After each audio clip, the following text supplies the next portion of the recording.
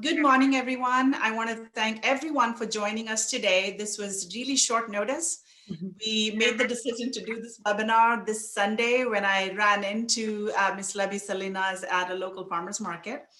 And this topic, this discussion is so needed at this time of the year. So I decided that this is a good time to connect people, like-minded people, to come together and start having this discussion about health, wellness, and how it ties into locally grown, locally sourced, fresh produce and locally made, prepared food as well. So it has implications at so many different levels. And this is a really, really important time. And so it's my pleasure. And let me introduce myself. First of all, I'm Jayshree Bhatt, and I'm the Assistant Vice President for the Office of Professional Education and Workforce Development. And as part of the workforce development initiative that we put out through my office, the Campus Food Security Initiative is an important initiative that has come out of my office that was launched in April of this year in the middle of the pandemic. And it became even more important than ever to launch an initiative that really has a mission to address hunger on campus. But in the process of doing that, we also want to provide easy access to locally grown, locally sourced fresh produce, and there's also professional development of the student employees that are hired for this project built into this initiative as well. So it's a really well-rounded initiative that looks at the consumers, the producers, the fresh produce, and food insecurity, Valley being called the food desert, despite being an agriculture-based economy. So there's so much that's built into this initiative. So it was important for us to start the webinar series called Sustainable Table, that is designed to bring like-minded people in our community together for this very important information sharing, dialogue, discussions that have to happen at a community level as well. So I want to thank everyone that has joined so far today. For today's session, we have two important speakers, and I'm going to start off by introducing one of them first, and she will introduce the other speaker. Ms. Lebby Salinas is someone that I had known about for quite some time, because she is, in my words, a mover and shaker and a very important community activist. Is that a good term to use, Lebby? She's really, focused on health and wellness. She's a certified health and wellness coach as well. The number of community-based organizations that she's tied to and the number of initiatives that she has spearheaded, initiated, all of that, there are too many to mention. So I'm just going to let her take over at this point and give us share with us a brief introduction of herself, as well as introduce our other speaker, Michelle Martin. And for the structure of today's webinar, I really want to keep it very open. They both will be speaking first, and then I might intercept them every now and then with some thoughts or questions that I may have. In the last 20 minutes of the webinar, we hope to be able to end our speaking and really open it up to this important dialogue that I hope will happen as a result of this today. Thank you so much. Welcome, Ms. Lebby Salinas and Ms. Michelle Martin. And take it away, Lebby. Thank you. Well, first of all, thank you for having me. It's such an honor and a privilege to be here. I didn't get involved with local food, or I call it the slow movement, intentionally. It was through my own health struggles that I ended up turning to learning about slow food. I actually was in fast food before this, and I did marketing for fast food, and now I do marketing for slow food. And literally the farmers became my pharmacy. So I felt like I needed to know where my food came from, because a lot of what I was experiencing with my illnesses were tied into food. So I became very fascinated with about food, where it came from. Before that, I'd never really thought about it until I learned I had multiple food allergies. I was very sensitive to a lot of the pesticides and, things that are used in food. So naturally I thought, well, where do I find this chemically free food. And so that was at the farmers markets. And this was over 10 years ago when there was like one or two farmers markets in our areas. And so that's kind of why I became very fascinated with local food and the benefits of local food. So it was really exciting. And in that journey, I've met some amazing people. And one of them is Michelle Martin. And I feel like everybody should know Michelle Martin. She is a dynamic person. A lot of people, talk about things, but Michelle fully lives the lifestyle of local food and agriculture. And she has a really neat magazine that she featured me once in, the Ag Mag.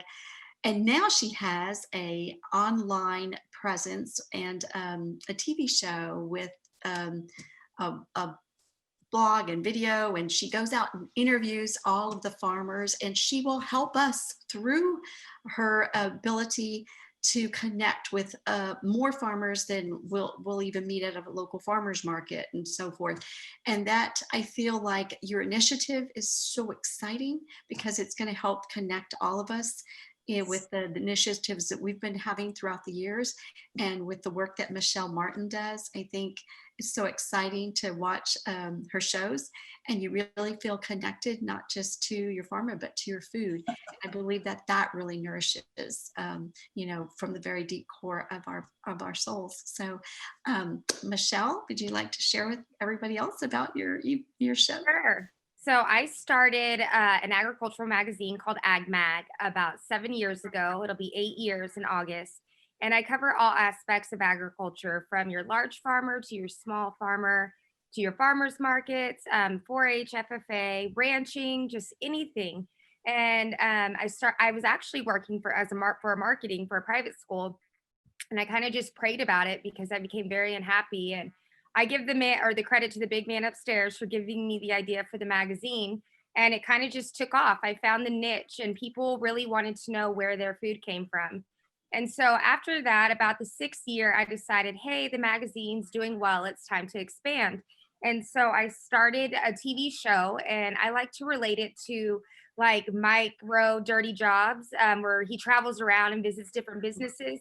I do the same thing with farmers and ranchers, and I try to clear up a lot of the misconceptions that the typical consumer has. So, what exactly is being sprayed? What isn't being sprayed?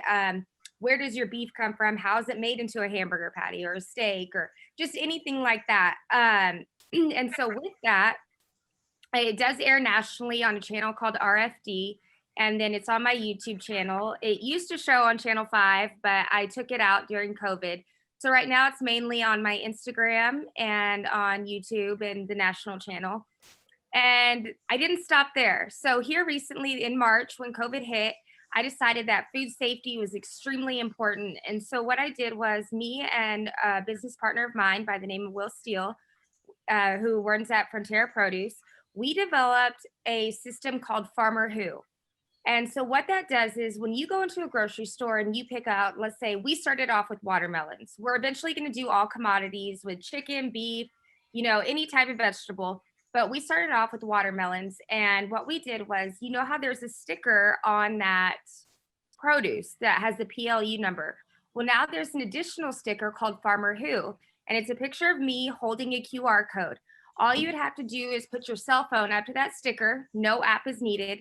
And a 1-minute video will pop up with me and the farmer that grew that exact piece of produce that you're holding. We've gone to Arizona, Colorado, New Mexico, here local in the Valley. And we've gotten farmers on board with this because it allows them to show their sustainability and to give that consumer that safety, that their food is okay. And so that's kind of me in a nutshell. I am a huge advocate for agriculture, continue to do so. And any way I can help, spread the word about where our food is coming from, and that a farmer is not going to feed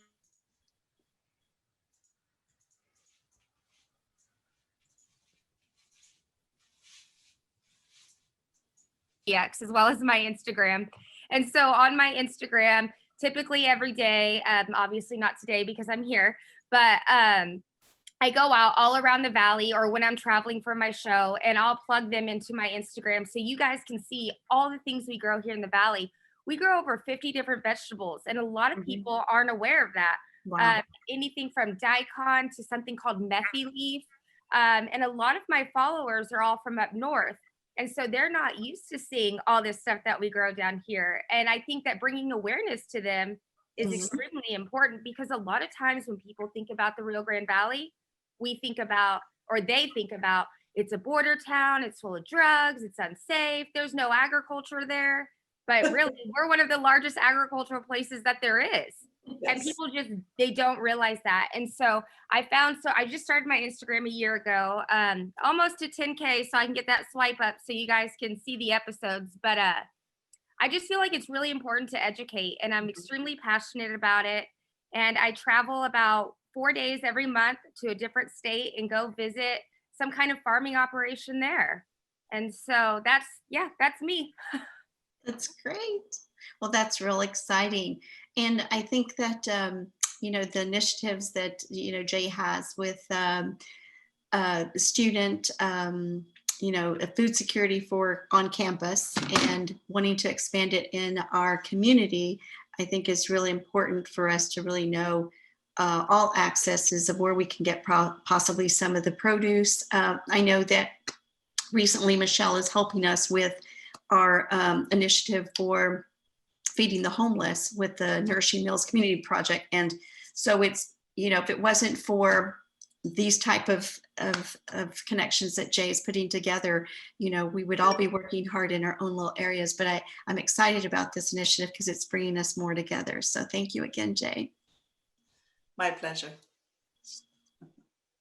So yeah, so you both talked about, the background and the expertise that you bring to the table. I really want to get to, like I said, I really want to keep this first part of the discussion between the two of you, having a free-flowing conversation about, I guess the need for the local community to become better aware. There's so, like you said, there's so much going on, but my observation tells me that everything is fragmented. There's no network that really collectively lends itself to building the community education part of it, awareness part of it. Our campus food security initiative is all about building awareness, educating people first, building awareness through the education, and then empowering them with that information. So then every person that becomes empowered with that new awareness and education can share that with their immediate circle of people. And that, to me, that is how word of mouth happens, right?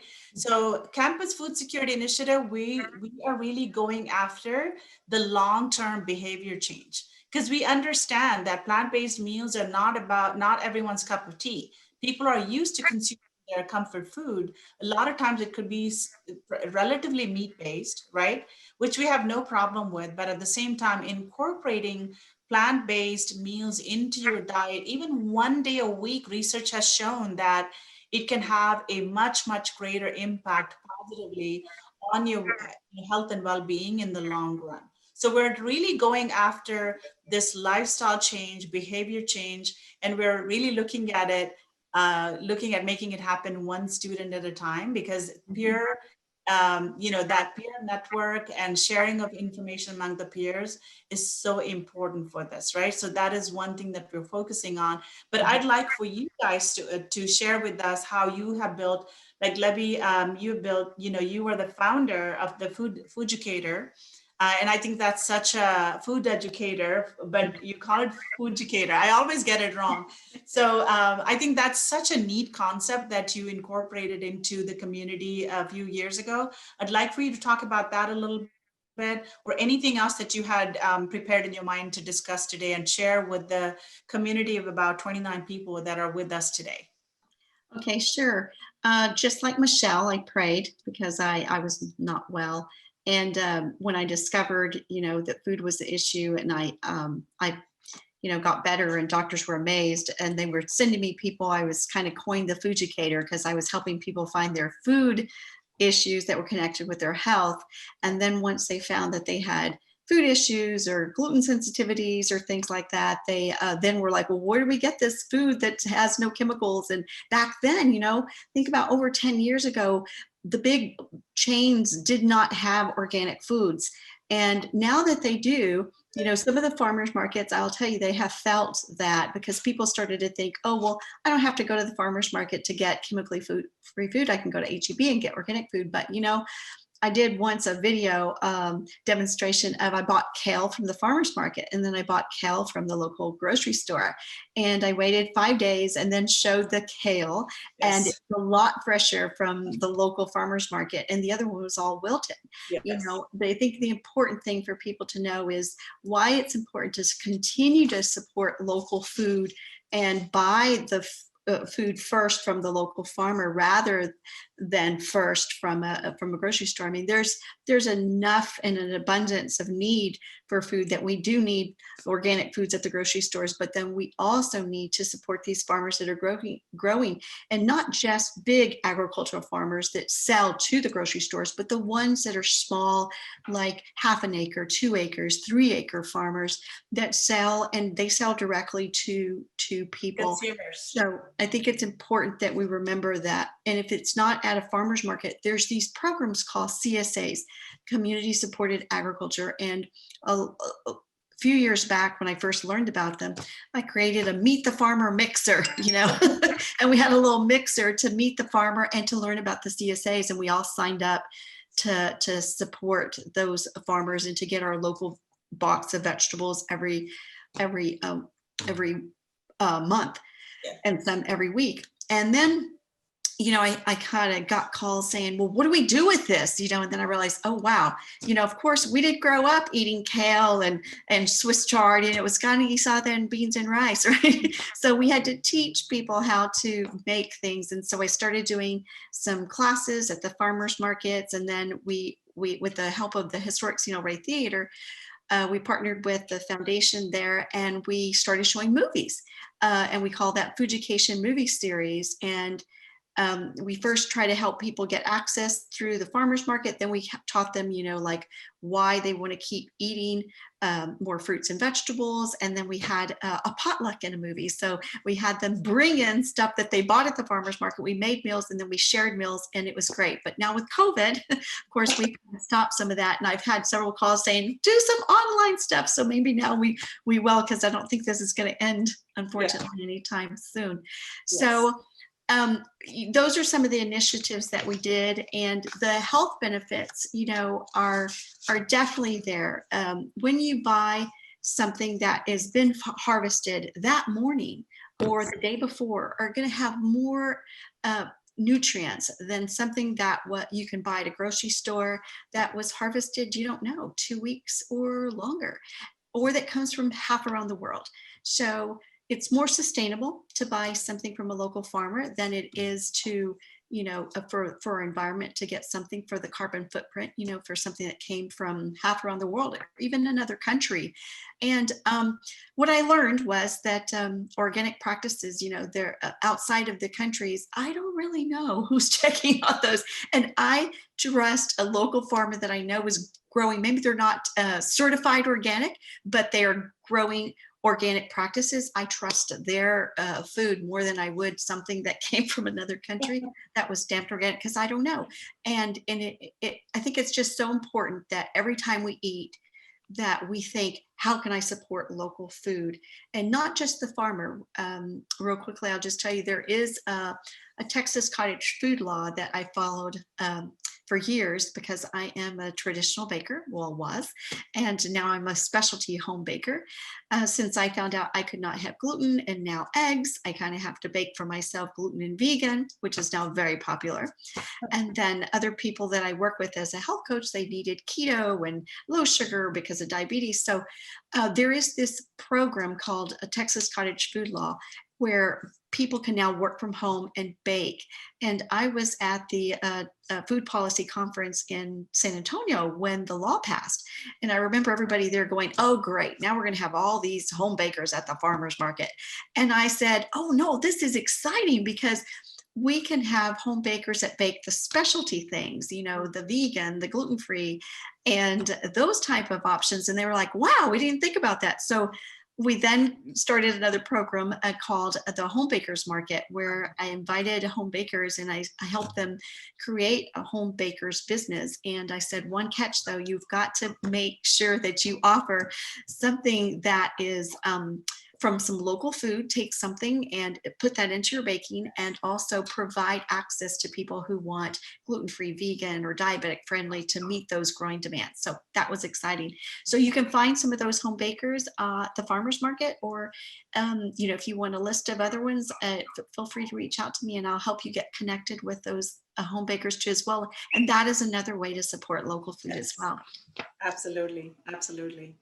I couldn't agree with you more. Michelle, do you want to share a little bit of your story as well? Like, you know, the initiatives that you started and how it has, you know, she shared a little bit in your introduction, but I'd like for you to go into a little more in depth, Sure. you know, some results that have come out of it as well.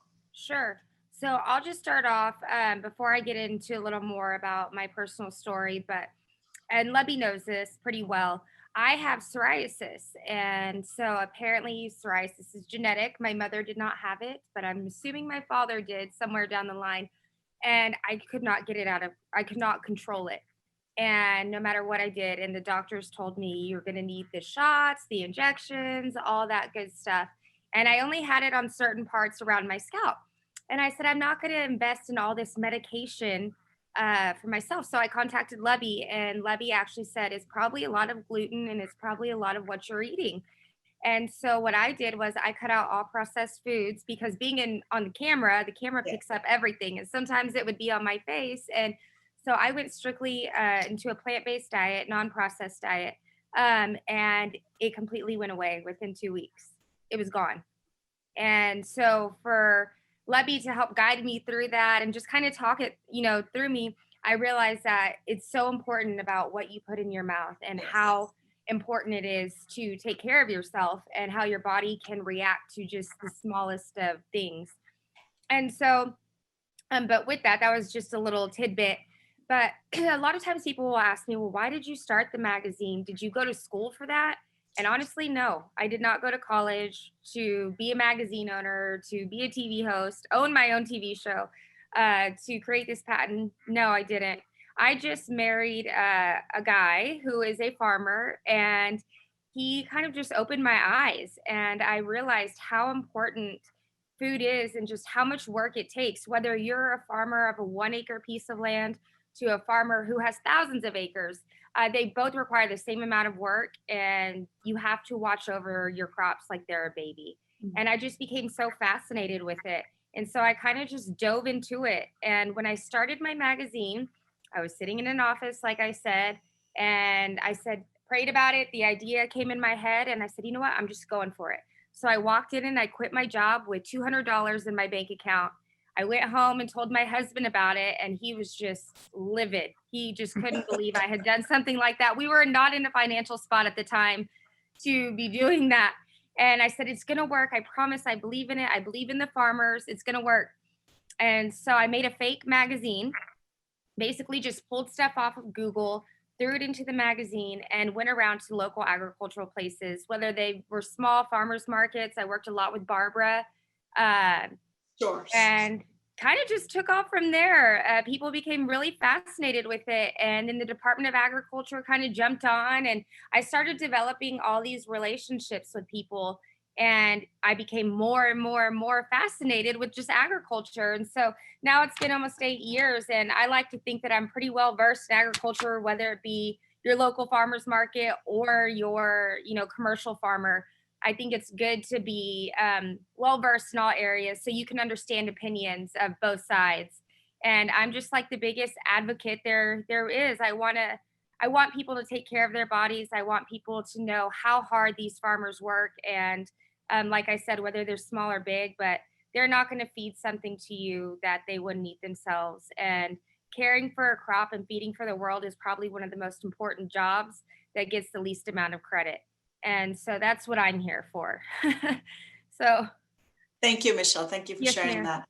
So we're about 25 minutes after we started. What I'd like to do at this point, Lebby, is that because you've been so involved in even getting some of these farmers markets started, why don't you just go ahead and, because, speaking of everything being fragmented, I'm one of those who've been, farmers market. I sometimes refer to myself as farmers market junkie because I love going to farmers markets, not for the artifacts or the arts and crafts stuff that they do, but for the stuff that you can find in farmers market that you won't find anywhere else, because what you find there is coming directly from the earth to the humans, right?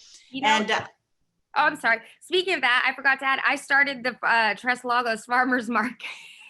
that's where I saw Lebby this Sunday. So now we know the founder of the Tres Lagos. Yes, after the first one though, well. they passed it on. After I got them set up, they kind of used me for the connections, and so once it was It's established, doing really, really well. It's once a month. And what I've, through the years that I've been to so many different farmers market, from South Padre Island to Harlingen to McAllen, I'm not going to name the cities because I'll let Lebby do that. What I've noticed is that it also involves micro enterprises, people that are really doing something that's good for the environment, but they're not really celebrated as much as they should be, and people also have this concept that farmers market food is expensive, but it's not, even like Libby said, I got so used to using freshly grown, locally grown, fresh produce that if I go to the stores, I'm not against buying grocery at the, like produce at the grocery store. I just want to establish that. But for those of you who have actually gotten used to eating fresh produce that is, picked from the farm within a day or two, within a day actually, of consuming that, once your body gets accustomed to that, you will not like the taste of the produce that you buy at the supermarket. Why? Because they've been sitting there for days. They've been refrigerated. They've been sitting there, and then you buy it to your home, let it sit in your fridge for another week. So by the time you're, putting it on the kitchen table, all the nutrients are lost and the freshness is lost, but you're still thinking that, oh, I'm eating produce, but you're not really catching what your body should be catching from it. So I'm such a firm believer of that. I really want Lebby to go over all the different farmers market that that are regularly held across the valley, so people who are living in those regions can be aware that they can stop by at those farmers markets and support the local, micro enterprises as well, in the process of getting themselves to better health. Go ahead, Libby. Absolutely. Well, the very first farmers market was Grow and Growers Farmers Market, which Barber Stores started years ago. And that's a really neat farmers market. And, you're going to find each farmers market has its own personality, I guess you could say, and they're all amazing, and they all have some of the different vendors. So it's really neat to visit all of them. Yes. And it's not a competition with any farmers market or any vendors, because they're the access that we need is so great. And they happen every Saturday at Fireman's Park in McAllen. And it's really nice. It's under a nice big pavilion. There's a park. So when you take the kids, you can do other things just besides the farmers markets, but you can go on the hikes, and there's, the boats and things like that. So it's really neat. There's also one at the library, at the public library and that's also on a Saturday. And of course, the one that Michelle helped start is Tres Lagos, and that's a beautiful farmers market. It's like the mall of the farmers market. And that only happens once a month on a Sunday. And so, for those people who live way north McAllen, that's a great market. However, people come from all over to go to that market because it is a big market. There's about 35 vendors. And so it's one. And I've participated in all of these over the years, and they're all fun, and they're fun to go to. And I think, like Jay says, once you go, you become a junkie. Yeah. And there's also a farmer's market in Harlingen that happens every Saturday in the afternoon. There's one in Brownsville that happens every Saturday, and there's one at South Padre Island that happens every Sunday. Now in Harlingen, there's even other accesses, which we have there's a farm that has their own with Diana Badia in them. They have their farm, little farmers market on theirs. And I think there's still another one that happens at a flower place. Oh, I can't remember the name of it right now. I don't know if some of these with COVID are happening. And occasionally there's been at the Bryan House here in Mission with Ariel, a beautiful bread and breakfast place. And she's also a grower herself, and she would have farmers markets there. But with COVID, some of this has changed. But maybe, Jay, we can kind of put out, get a list of everything and send it out to everybody who's on the call. So you have. What we will be doing is, because this session is being recorded so that people can refer back to it later, we will follow up with an email to everyone that's on the call today and share all of the links that are being shared in the chat session right now. And it'll also include the farmers list as well, and the farmers market list as well. So we'll begin to share that type of resource through the follow-up emails that'll happen after the webinar, for sure. Yeah, absolutely. And for those people who are on the call right now, I also put in the link to our website that really is dedicated for the Campus Food Security Initiative. Please feel free to go ahead and visit that. We'll be including that in the email as well afterwards, because the website also has a lot of good recipes for plant-based meals as well. And our goal is to build as much resource into this website as possible so that it can become a hub for people to kind of access all of these community resources that are available for people interested in supporting locally grown, locally sourced food. Yeah, we'll be doing that, definitely. So we're into the 30 minutes. So what I'd like to do at this point is, we've got several people on the call, and I'm sure some of them have specific questions. So I'd like to open it up for people to unmute themselves when they speak, to make sure unmute yourself when you speak. And we've got two local experts, and I want to give people the opportunity to ask any specific questions. And so that there's enough time for that dialogue. And if we still have some time left, we can do some closing remarks as well. So I'd like to open it up if you're okay with that. Lebby and Michelle, are you guys okay with that? Yes.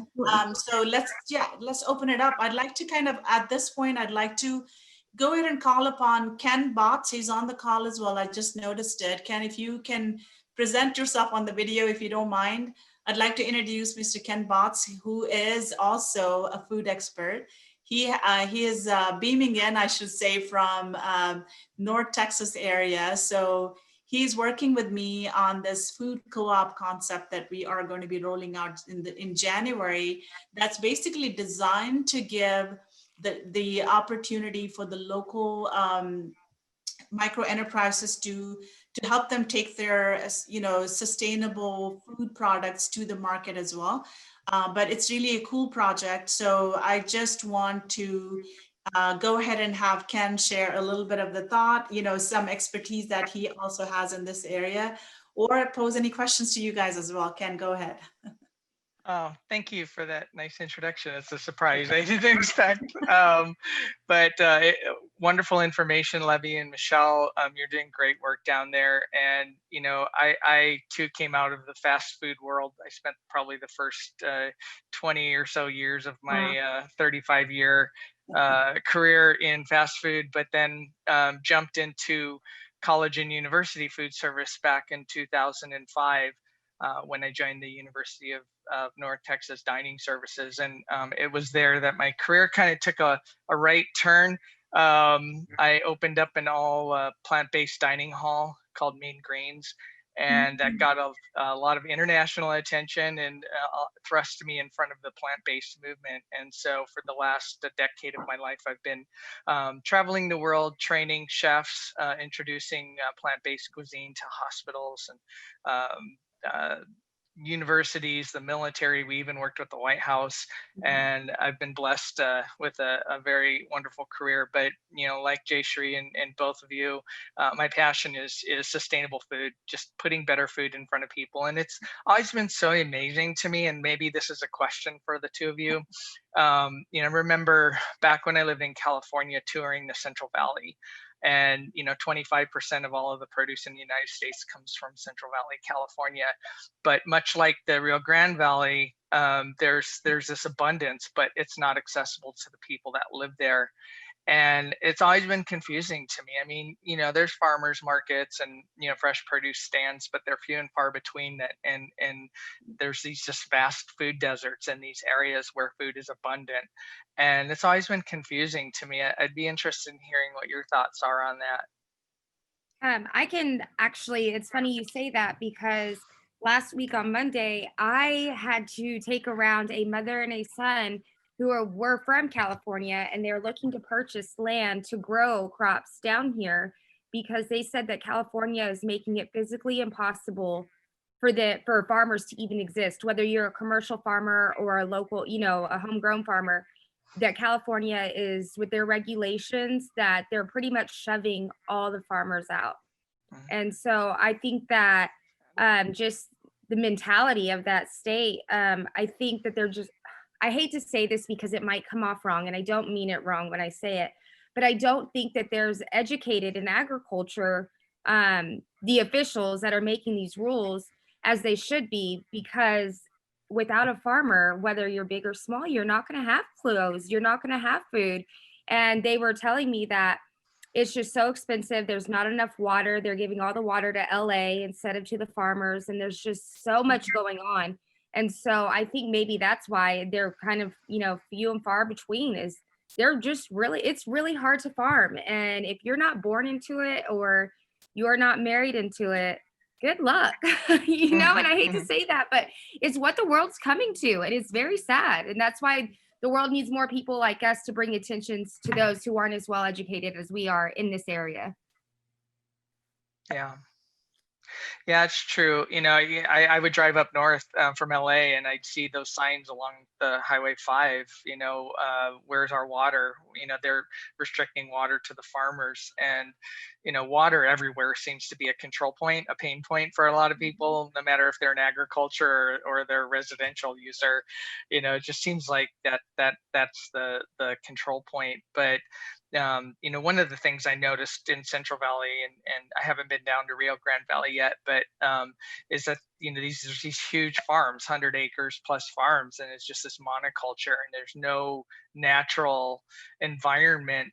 There's no bees, there's no birds. It's like I noticed that right away. I'd walk around in these farms, these huge lettuce farms and strawberry farms, and the bugs weren't there. I mean, you need those, right? In order to grow good food. Down here that have a lot of bees, and they use animals, and some of them are large and some of them are small, but they're not as, I guess, prevalent as they used to be. There, you don't see it as often.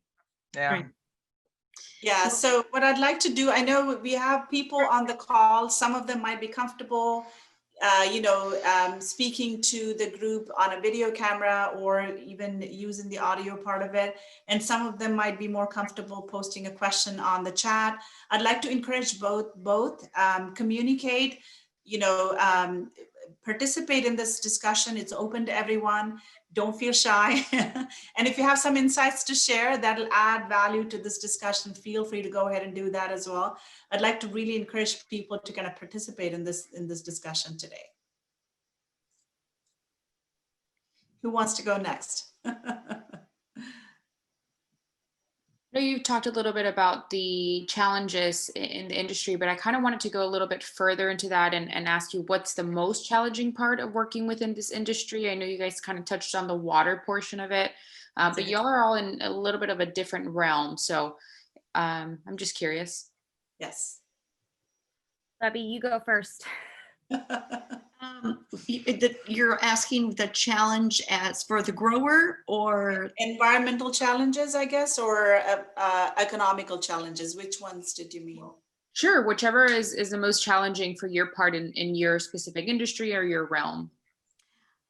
I think, what Michelle was saying is, if you're not in it, and you see, I grew up, my grandfather, my dad, we grew up at the ranch, we grew what we ate, we didn't have grocery stores back then.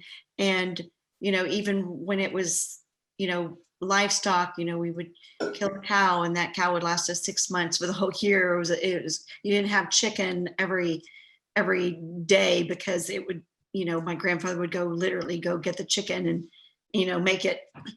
And I think that nowadays, if you didn't come from that type of a background where the food access was, around you, and I think the biggest challenge is to help people kind of stop and see, well, how are we eating today? And how did we used to eat today? And I think for me as health coach, the biggest challenge is helping people make that connection of how they're feeling and how their blood numbers are health-wise is connected to what they're eating. Because back then we did not have a lot of the diseases and as early onset of disease as we see now today in children as we did back then. I think so. The biggest challenge for me has been through food education is educating people how food affects our health and our world. I've been saying this message for years since it became very apparent to my health, and literally, not just food saved my life, but the elimination of certain foods, like, helping Michelle, just taking an elimination of one food item and helping educate people how that is food connects us in so many different levels, from how it's grown, but ultimately is what we're consuming really affects us so greatly. So I think that's the biggest challenge, is helping people identify the connection to food and mood and food and our health and all that. Because I've even helped some parents, in schools, help their kids get off of ADHD medications by helping them get off of color dyes and helping them supplement with micronutrients to feed their brain, because in our soils, they're so depleted in some areas, we don't have those minerals in the soils. So even if we're eating healthily, we're not absorbing the amount of minerals needed for brain function. And so that starts to affect generations in our health. And so that's been my biggest challenge. Yeah, and to add to that, I firmly believe, this is my belief, that nature has the answer to most of man's illnesses, and whether it comes in the form of directly from the earth, or whether it is actually something that is, put together as a concoction that is still very natural. I think most of our illnesses, the day-to-day illnesses, there's remedy in that we can find in nature, right? So a lot of times what happens is, in the modern society, people find themselves sitting, sedentary lifestyle, and that added to that is the eating habits, right? So when you're young, people go through this lifestyle for a good stretch of their time, and don't realize that, just like the fat deposits, a lot of other the root causes of illnesses are also forming in their bodies. They just don't realize it because they're so busy living their life and thinking of the future and doing all of that, while they're actually contaminating their body in some ways. And I think this lifestyle change needs to happen gradually over a period of time, but it doesn't have to be an overnight change, because overnight change leads to disconnection in some ways, right? So lifestyle changes need to happen on a long stretch of time, but needs to start somewhere.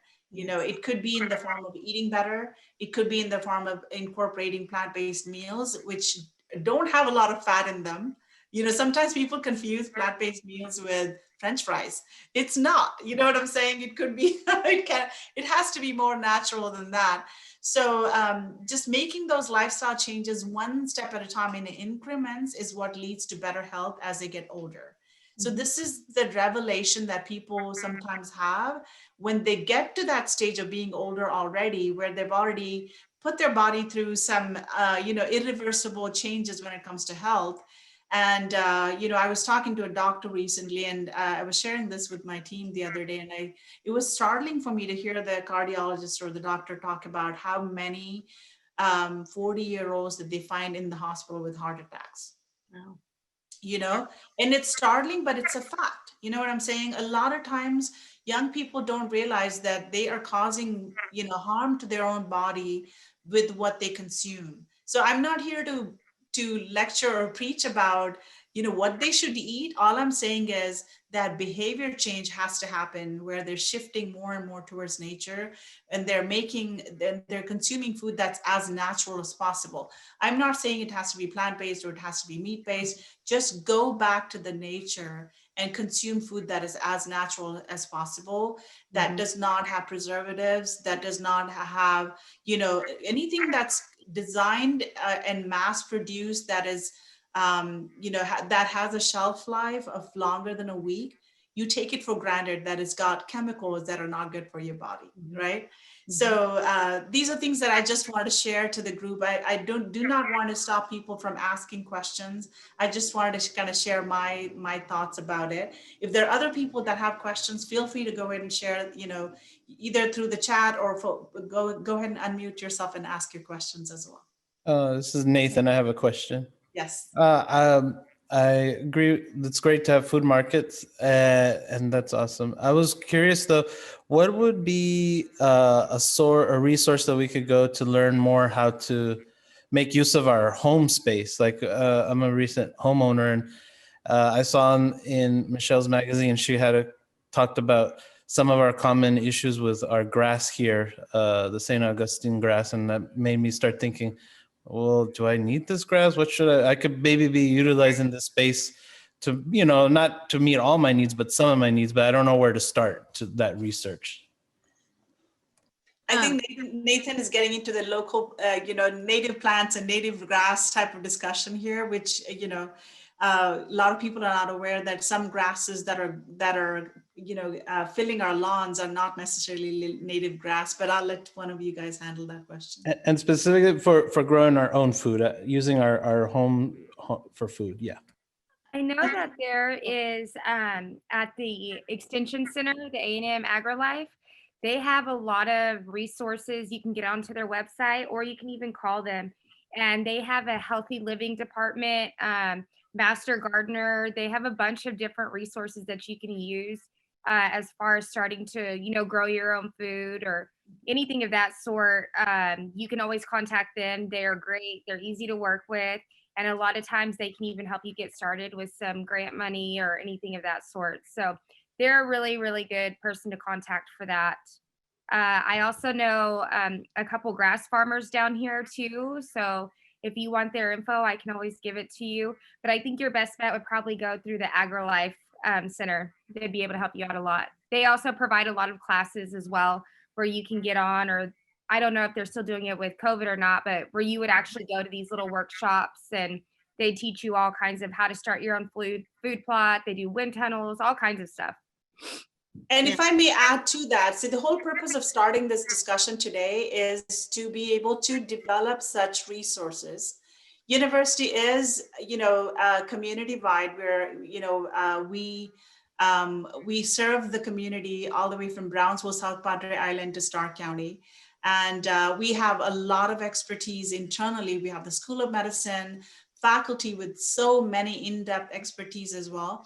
Many of you may not know this. The university also has a farm called Hub of Prosperity, which is located in Edinburgh behind the United Methodist Church, where they're trying to create a research-based farming mechanism that can also be shared with the community. So in the future webinars, I would be inviting our faculty that with specific expertise in those type of areas, so that we can get a little more in-depth into growing your own food in the backyard. Anything from naturally growing food using rainwater harvesting, composting food, all of that is actually built into the university's farm, which we will be sharing more and more information. As I said, I've shared the link to our Campus Food Security Initiative's website in the chat itself, and we'll follow up with the link to the website. I really envision that this website will become a hub for that type of resource that the community can access, and which will really serve as the the one-stop shop for anyone in the community that want to know more about the farmers markets in the area. How do we connect the farmers better to the consumers, whether it's through the CSA programs or whether it's through our different stations, locations that we have within the within the community as well.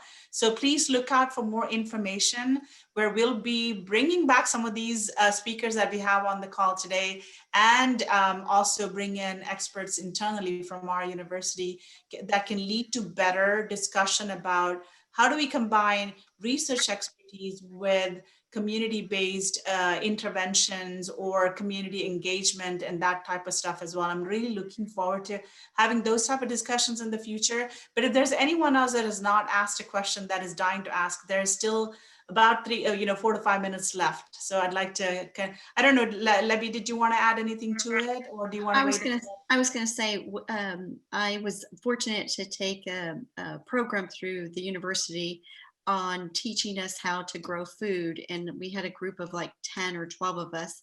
And it was from that class that we met every week for a few months with Farmer Juan.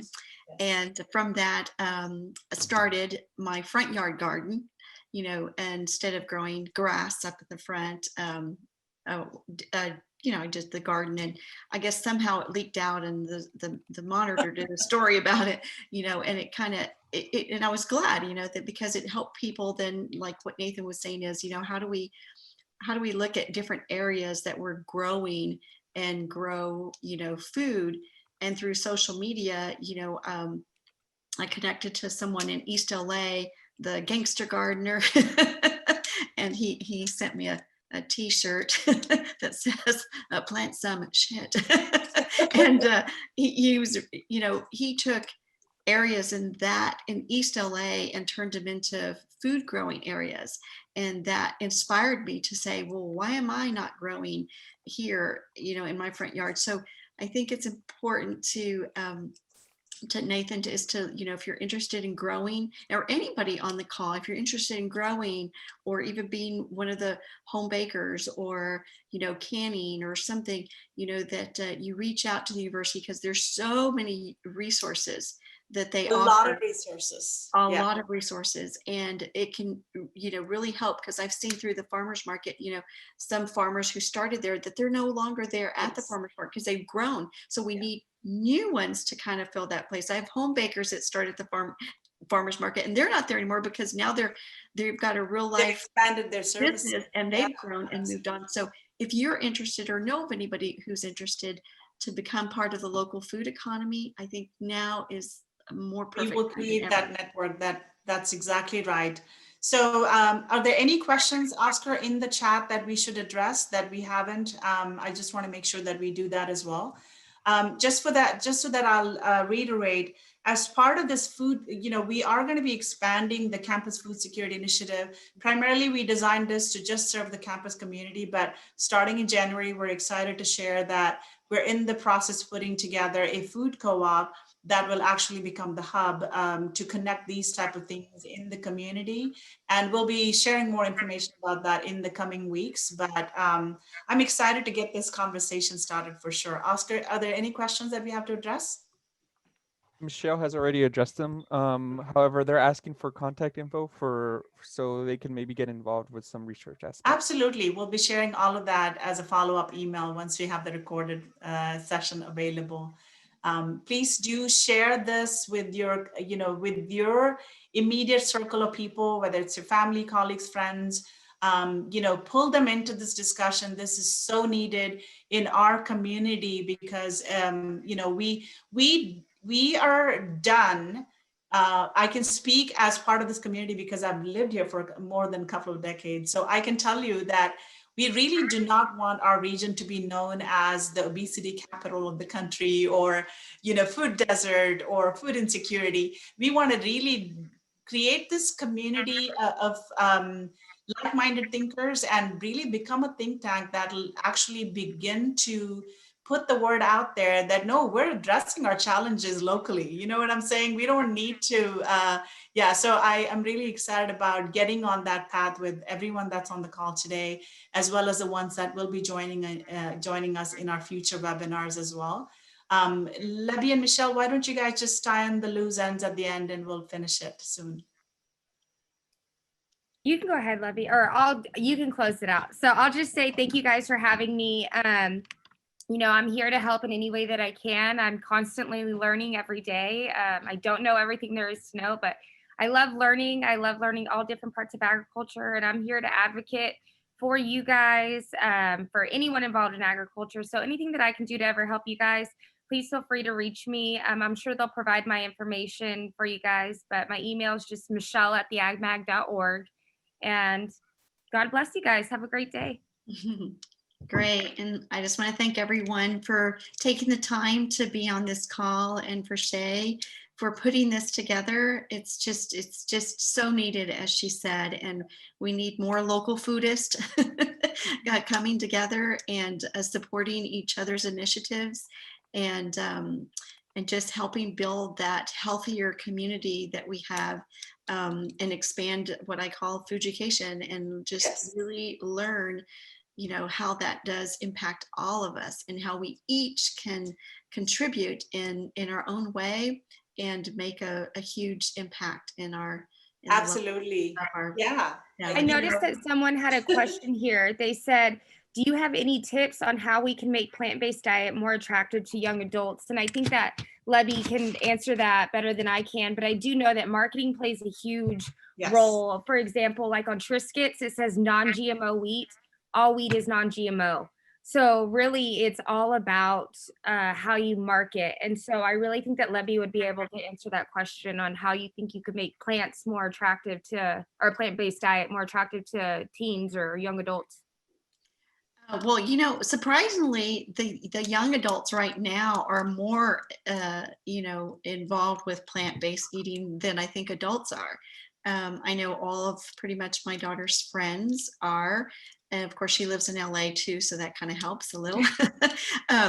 They are more, I think, more vegan by choice, right? I mean, yeah. Yeah, and I think that has allowed in our community that we have more, juice bars and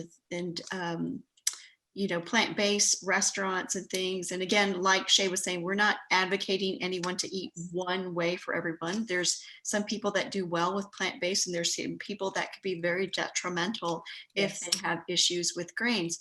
So I'm a big advocate of— It's all about the awareness and the education and empowering people with the knowledge that they need for themselves. Yeah, right. What one man's food is another man's poison. Yes. But I do believe what Shay's saying is we definitely just have to eat more foods that are in the natural states, something that doesn't have a longer shelf life than the 10 days. And if it is in a box or whatever, it has fewer ingredients in 5 or so.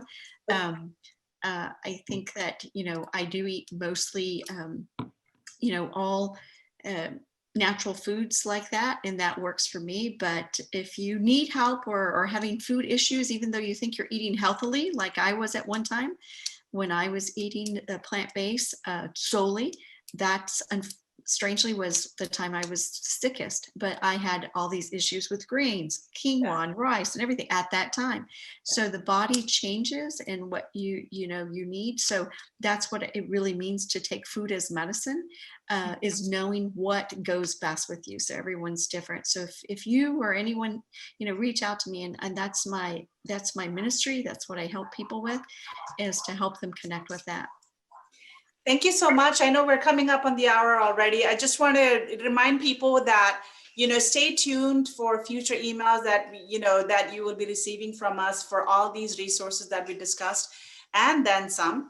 And also starting in January, we are going to be offering continuing ed programs specifically related to food sustainability from this, the Campus Food Security Initiative's food co-op located in Edinburgh, but obviously available virtually anywhere in the country and the world. So we're looking forward to not only bringing local experts and our faculty, but also bringing in national and international experts that have dedicated their life to food security and also sustainable food type of research. So I'm looking forward to that. That's why we call this webinar series Sustainable Table. Right. So we're looking forward to meeting and talking to more people in the coming weeks. Thank you all so much.